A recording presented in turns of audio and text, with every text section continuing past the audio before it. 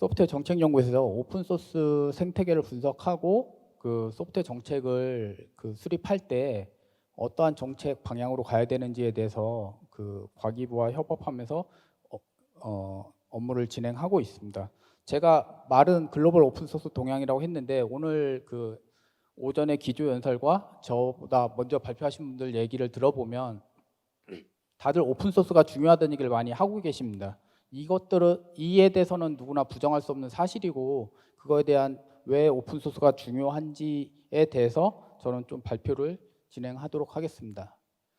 크게 저는 세 파트로 구성을 했고요. 이제 서론에서 소프트웨어 생태계와 오픈소스가 어떤 관계가 되어 있는지를 먼저 발표를 하고, 실제 그 오픈소스가 중요해지는 실제적인 사례들, 기술과 뭐 실제 산업 쪽에서 이제 아까 오전 기조연설에서 오픈소스는 비즈니스 모델이라고 하지 않았는데 맞습니다. 제가 생각해도 오픈소스는 비즈니스 모델은 아니지만 이게 비즈니스 모델과 연계되면서 소프트웨어 생태계를 어떻게 변화시켰는지에 대해서 산업 쪽에서 말씀을 드리겠습니다. 그리고 마지막에 기업 쪽에서는 실제 오픈소스가 중요해지기 시작하니까 실제 글로벌 기업들은 오픈소스를 잘 활용하고 잘 개발하기 위해서 내부적으로 혁신을 진행하고 있습니다. 그 내용에 대해서 이제 간략하게 설명을 드리고 마지막에서 요약과 시사점으로서 발표를 마무리 짓도록 하겠습니다. 네, 오픈소스가 중요하다 하는데 제가 생각할 때 왜 오픈소스가 중요한지를 그냥 간단하게 그냥 좀 크게 유명한 그 키워드 2개로서 설명을 하고자 합니다. 소프트웨어가 세상을 먹는다는 말은 2011년도에 되게 유명하신 마크 앤드리슨이라는 분이 말씀하셨습니다. 이것은 다 부정할 수 없는 사실인 것 같습니다. 실제 소프트웨어가 그 어떤 기업의 생산성과 아니면 뭐 정부의 공공 서비스의 만족도를 향상시키는 데 굉장한 역할을 하고 있습니다. 그거를 과거에는 소프트웨어 융합이라고 했고 지금은 디지털 혁신이라고 하고 있습니다. 뭐 거기에 활용되는 기술들이 인공지능, 뭐 빅데이터, 클라우드, 블록체인, 뭐 5G 셀 수 없이 되게 많죠. 그래서 소프트웨어가 수단으로서 세상을 변화시키고 있다는 것을 그냥 소프트웨어가 세상을 먹고 있다는 표현을 썼습니다. 근데 2013년도에 어떤 분이 그 소프트웨어 세상을 오픈소스가 먹고 있다고 하고 있습니다. 실제 보면 인공지능의 텐서플로우와 파이토치가 오픈소스 공개되면서 인공지능 혁신이 가속화됐고 빅데이터도 예전에 뭐 DB 단계에서 하둡과 R이라는 좋은 오픈소스들이 빅데이터 기술을 활용할 수 있게끔 많이 보편화시켰습니다. 그 다음에 클라우드가 뭐 예전에는 다 온프레미스로 해서 다 서버를 구축했지만 오픈스택이나 클라우드 네이티브라는 좋은 오픈소스들이 나오면서 클라우드 혁신을 가속화시키고 있습니다. 그리고 블록체인은 가장 최신에 나온 기술 트렌드이긴 하지만 뭐 이더리움이나 하이퍼레저나 카다노나 다들 블록체인 플랫폼도 다 오픈소스로 개발되고 있습니다. 그러면 결국은 이걸 봤을 때 소프트웨어를 잘하기 위한 현재 가장 가장 좋은 최고의 방법은 결국 오픈소스로 보여집니다.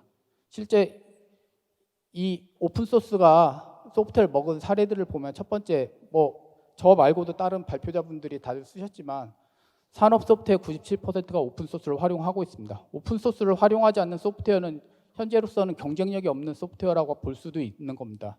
그리고 실제 구성된 소스 코드의 97%가 오픈소스 코드입니다.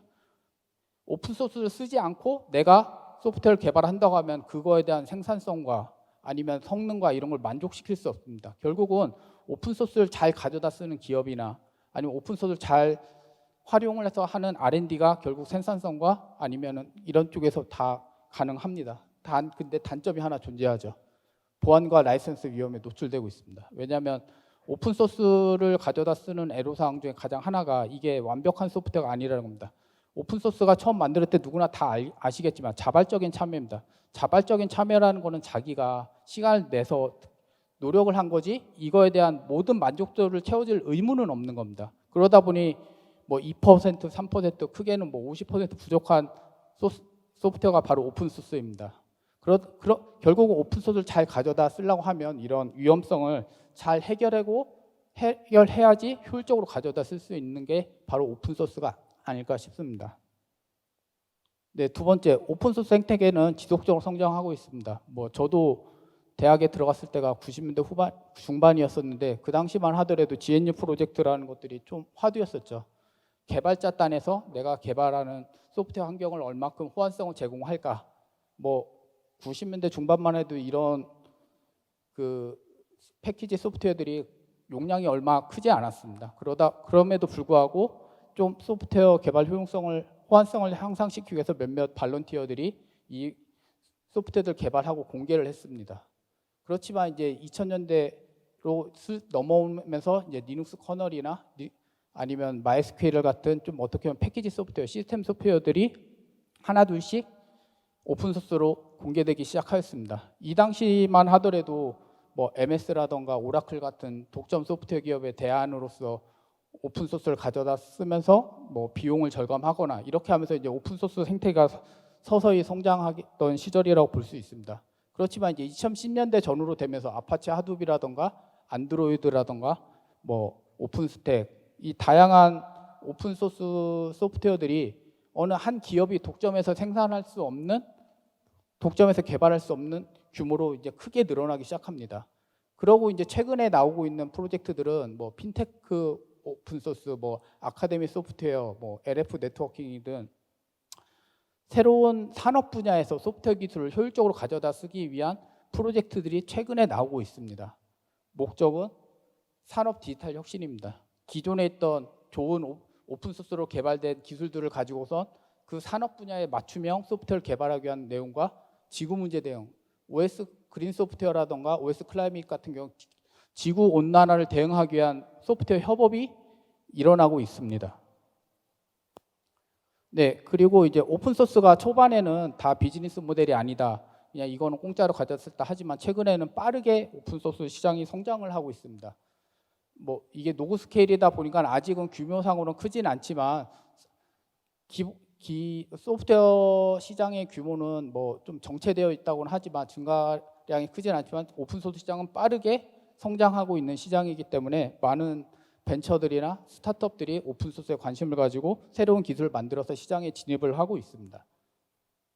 네, 이제 기술 파트에서 보면 뭐 리눅스 굉장히 오래된 기술이죠. 하지만 초기에는 뭐 리눅스를 누가 가져다 쓰냐 하고 저 같은 학생들이나 뭐 돈 아끼기 위해서 이제 임플리멘테이션해서 뭐 잠깐의 숙지하기 위해서 썼었는데 요새는 전 세계 500대 슈퍼컴의 모든 OS로서 리눅스를 가져다 쓰고 있습니다.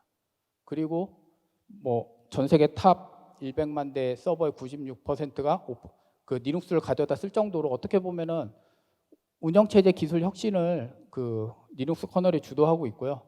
어떻게 보면 가장 폐쇄적인 소프트웨어 시장으로 볼 수 있는 DB 시장조차도 절반 이상이 이제 오픈소스 솔루션이 차지하고 있다고 합니다. 그리고 대부분의 그 기술들은 이런 다큐멘트나 뭐 키워드, 키밸류라던가 어떻게 보면 NoSQL DB 쪽 새로운 신기술들은 다 대부분 오픈소스로 만들어진다고 보여집니다.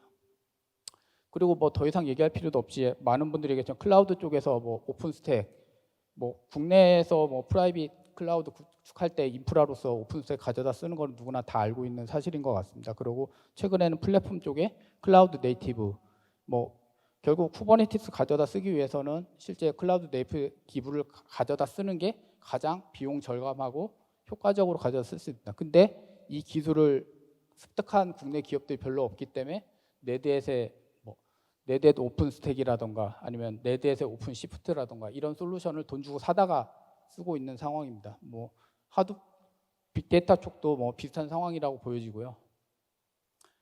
그리고 머신러닝 인공지능 쪽의 핵심 기술이라는 머신러닝 대표적인 플랫폼 중에 22개 중에 18개가 오픈 소스입니다. 결국은 신기술 개발하기 위한 좋은 소프트웨어 개발 방식으로 오픈소스 개발 방식을 글로벌 기업들이 채택을 하고 있다고 보여집니다. 그리고 최근에는 5G조차도 통신 시장에서 기존의 기업들도 다들 오렌이라던가 아니면 LF 네트워킹에 참여해서 기술들을 혼자 독점하는 게 아니라 내가 장점 가진 분야는 개발을 오픈소스에 참여해서 호환성을 제공하면서 기술 개발을 하고 있고 실제 미국 정부조차도 드라파 프로젝트에서 이 5G 엔드투엔드 스택을 오픈소스로 개발할 프로젝트를 지원하고 있습니다. 뭐 이렇게 플랫폼 소프트웨어 쪽은 이미 다들 오픈소스 기반의 솔루션들이 시장과 기술을 거의 장악했다고 보여지고 실제 이제 산업 분야들도 최근에 이제 많은 프로젝트들이 나오고 있습니다. 아까 설명드렸던 핀테크 OS에서 참여하는 기업들이 보면 뭐 시티은행이라던가 뭐 골드만삭스라던가 JP모건 그리고 아카데미 소프트웨어, 이 아카데미 소프트웨어가 처음에는 저는 왜 이게 아카데미 소프트웨어인가 했거든요. 근데 오스카가 이 프로젝트의 참여사입니다. 그리고 뭐 엔디비아라든가 월트 디즈니 그리고 LF 에너지에서는 뭐 얼라인더나 RTE 같은 그 프랑스 쪽의 유명한 에너지 회사들이 이 프로젝트를 주도하고 있습니다. 뭐 이쪽의 산업 분야의 오픈소스 프로젝트는 아직은 활성화가 덜 돼 있는 상태입니다. 이제 어떤 기술을 개발할 건지에 대해서 뭐 그 산업 도메인의 기업들과 그 구글이나 MS 같은 글로벌 소프트웨어 기업들이 참여해서 프로젝트들이 이제 막 시작을 했지만 이 프로젝트들이 앞으로 5년, 10년 뒤에는 우리에게 어떤 영향을 줄지에 대해서는 제 생각에는 큰 영향을 주지 않을까로 조심스럽게 예측을 해봅니다.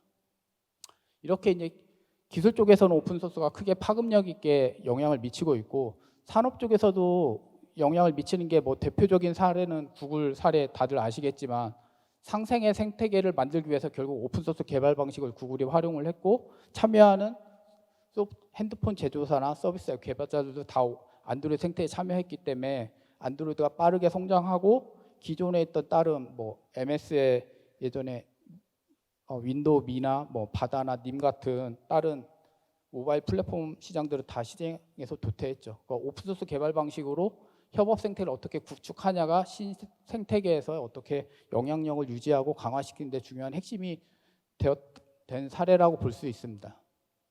AWS도 다들 클라우드 서비스지만 얘네들이 어떻게 클라우드 서비스를 전 세계 1위로서 리딩해 나가냐는 질문에 대해서 AWS 밝히는 거는 자기들은 오픈소스를 적극적으로 활용을 하고 개발을 주도함으로써 남들보다 더 많은 서비스를 고객들이 원하는 맞춤형 서비스를 제공해주고 있다라고 밝히고 있습니다. 그래서 이 퍼블릭 클라우드 서비스의 거의 어차피 선두주자로서 AWS가 계속 영향력을 확대하는 중요한 방안이라고 생각합니다. 만약에 클라우드 서비스로 뭐 SaaS를 개발하겠다라고 생각을 하시면 결국은 이 가장 큰 메인 사업자들인 AWS, 애저나 구글 클라우드로 들어가기 위해서는 결국은 오픈소스 개발 방식으로 AWS 아니면 애저와 협업이 필수적일 것 같습니다. 네, 그리고 앞에 두 사례는 어떻게 보면 대표적인 플랫폼 기업으로서 솔직히 그런 비즈니스 전략을 추진하기 위한 기업들이 나오기는 국내에서 쉽지는 않지만 제가 봤을 때는 네댓 같은 기존에 있던 오픈소스 프로젝트에 참여를 해서 거기서 얻어진 기술력으로 상용 오픈소스 솔루션을 시장에 공급하는 기업들은 국내에서도 많이 나올 수 있지 않을까라는 생각이 듭니다. 결국 과거에는 오픈소스가 돈이 안 되고 당장 참여해봤자 뭐 인력과 비용이 낭비라고 해서 많은 기업들이 참여하는 것을 반대하는 기업들이 많았던 걸로 알고 있습니다. 하지만 네댓은 그게 과거의 비즈니스 사례가 아니라고 하지만 반대의 전략으로 오픈소스 생태계에 지속적으로 참여해서 그거를 상용 오픈소스 솔루션을 만들어서 시장에 공급함으로써 매출이 빠르게 성장을 하였습니다. 제 기억에는 작년 매출이 약 한 5.6 빌리언 달러라고 해서 요새 환율 한 1,400원 정도 곱하면 한 8조 정도 매출을 달성한 걸로 알고 있고 IBM이 그 네댓을 인수하면서 매출이나 영업이익률이 크게 증가한 걸로 알고 있습니다. 이렇게 오픈소스가 왜 이런 오픈소스 상용화에 대한 그 시장이 존재하는 이유가 리눅스 커널의 뭐 커밋이 변경되는 횟수나 아니면 라인수를 봤을 때는 이게 어떤 기업들이 가져다가 맘대로 쓸 수 있는 환경이 아니거든요. 그러니까 결국 지식 서비스로서 새로운 비즈니스 모델을 만드는 사례라고 보시면 됩니다. 그러다 보니 오픈소스가 점점 확산됨에 따라 기업들이 오픈소스에 대한 위험성을 대비하기 위한 관리 체계를 새롭게 만들기 위해서 오픈체인 프로젝트가 2016년부터 시작이 됐고요. 여기에 참여했던 기업들은 다들 이름만 보면 아시는 기업입니다. 그 정도로 많은 기업들이 오픈소스 가져다 쓰고 있고 그러다 보니 새로운 오픈소스 시장, 뭐 컨설팅이라던가 아니면 이 벤더들 이런 것들에 대한 관심도가 크게 늘어나고 있습니다. 네, 그리고 이제 그러다 보니 과거에는 오픈소스가 단순 개발 업무였는데 이제는 어떻게 오픈소스를 효과적으로 관리하고 지원하고 아니면 목표를 달성하기 위한 전략이나 제시하는 것이 점점점 중요해지고 있습니다. 뭐 보시면 과거의 소프트웨어 개발 단계에서는 그냥 개발만 잘하면 되고 개발의 효율성만 충족하면 되었지만 이제는 어떻게 하면 성과를 낼 수 있냐, 뭐 신생태계를 육성한다던가 유망 기술 발굴해서 그걸 사업화한다던가 이런 것들이 중요해지고 있고, 그러다 보니 이제 개발팀의 업무라기보다는 뭐 인사라던가 기획이라던가 아니면은 뭐 부부서 간 협업이라던가 이런 것들이 중요해지고 있습니다. 실제 투두그룹 조사에서 의하면 오픈소스에 관련된 회사에서 제공해 줬으면 하는 기능들로 뭐 오픈소스 문화 확산, 라이선스 검토, 아니면 효과적인 오픈소스 활용, 그냥 단순히 개발자가 활용하는 게 아니라 회사에서 오픈소스를 어떻게 잘 활용할 수 있는 지원을 해줬으면 좋겠다는 그 얘기도 많고, 기여도 그냥 어느 개발자 단에서 기여가 아니라 회사에서 조직적인 기여, 집중적으로 기여할 프로젝트를 선정해 준다던가 거기에 기여했을 때 어떤 성과를 인정해줘서 보상을 해준다던가 이런 것들이 요구하는 내용들이 많습니다. 그래서 제가 생각했을 때 기업이 오픈소스를 잘 가져다 쓰고 잘 개발하고 이걸 사업화하기 위한 기본적인 체계로서는 전략과 정책, 절차와 가이드, 조직 구조, 뭐 기술 인프라, 뭐 그리고 개방형 문화, 이 개방형 회사 내부의 협업에 대한 문화라고 보십니다. 협업 방식, 사람들의 인식 이런 거고, 그 다음에 평가와 관리가 수반이 되어야 된다고 생각이 됩니다. 네, 그래서 이제 시간이 얼마 안 남아서 이제 마무리 차원에서 요약과 시사점을 하면, 결국 오픈소스의 영향력은 지속적으로 확대되고 있고 향후에는 더 늘어날 것이라고 생각합니다. 현재는 이 플랫폼 소프트웨어까지만 영향력을 미쳤지만 향후에는 자동차, 금융, 전력 등 모든 산업 분야의 오픈소스의 영향력이 확산될 것으로 예측이 되고 있습니다. 그러다 보니 실제 다른 도메인 기업들, 다른 산업 분야의 기업과의 협업이 필수적이고, 그러기 위해서는 기업 내부에서 어떻게 오픈소스 업무를 체계화하기 위한 그런 기능들을 만들고, 실제 이것들을 수행해 나갈 OSPO 설립이 많은 글로벌 뭐 정책 보고서나 아니면은 이제 리눅스 재단이나 뭐 이런 쪽에서 OSPO 설립을 요구하고 있습니다. 그리고 요거는 실제 왜 오픈소스의 생태계에 참여하는 것이 기업 입장에서 도움이 되는지, 아니면 이런 것들 대표적인 솔루션을 위주로 해서 보여주고 있습니다. 그리고 실제 과거에는 이런 IT 기업들이었지만 현재는 이런 타산업 기업들조차도 오픈소스 생태계에 참여하면서 IT 기술을 획득하거나 아니면 새로운 서비스 혁신을 위해서 나서고 있습니다. 네, 이상으로 발표를 마치겠습니다.